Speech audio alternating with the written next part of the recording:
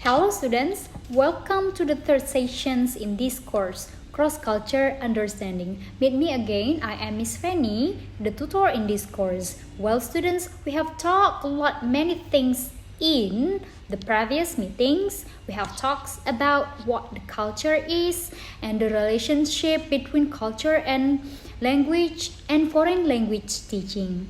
Now we will discuss a different topic, which is cultural conflicts. Well, students, in this topic, you will learn about cultural conflicts and cultural adjustment.